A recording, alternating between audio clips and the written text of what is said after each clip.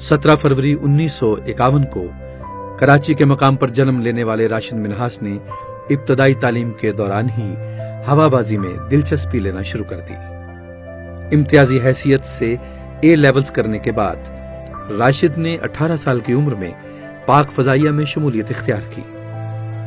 मादरे वतन की हिफाजत के जज्बे से सरशार राशिद को T-33 हवाई जहाज पर कन्वर्जन के लिए मसरूर बेस भेज दिया गया।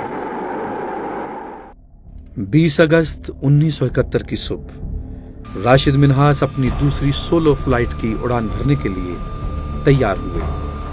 जो ही राशिद मिन्हास का जहाज टैक्सी करता हुआ रनवे की तरफ रवाना हुआ, उनके instructor pilot flight lieutenant Motiur Rahman ने उन्हें रुकने का इशारा किया। राशिद मिन्हास ने यह सोचते हुए कि शायद उनके इंस्ट्रक्टर उन्हें कोई अहम हिदायत देना चाहते हैं, तैयारा रोक लिया। उनका इंस्ट्रक्टर जहाज में जबरदस्ती घुसकर रेयर कॉकपिट में बैठ गया और जहाज का कंट्रोल अपने हाथ में ले लिया। जो ही जहाज ने टेक ऑफ किया, राशिद मिन्हास ने खतरा भांपते हुए कंट्रोल टावर को बताया कि उनका तैयारा हाईजैक कर लिया गया है और उसका रुख भारत की तरफ है। वो किसी भी हालत में उस गद्दारे वतन को अपना जहाज सरहद के पार नहीं ले जाने देंगे। मादरे वतन का ये बहादुर बेटा मुल्की दुश्मन के नापाक इरादे को नाकाम बनाने के लिए अपने आप को तैयार कर चुका था। इसी असना में वतन के इस शेर दिल शाहीन ने अपने जहाज का रुख जमीन की तरफ कर दिया। आनन फानन जहाज बहुत बड़े धमाके से जमीन से टकराया और आग के शोलों ने उस इलाके को अपनी लपेट में ले लिया और यूं वतने अजीज के इस गयूर बेटे ने अपनी जान अर्ज़े पाक पर निछावर कर दी।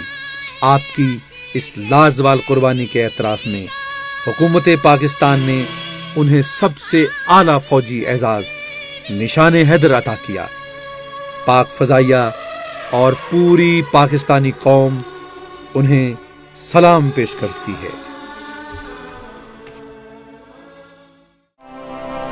रंग लाएगा शहीदों का लहू, रंग लाएगा शहीदों का लहू, ये लहू सुर्खी है आजादी के अफसाने की, ये शफक रंग लहू, रंग ला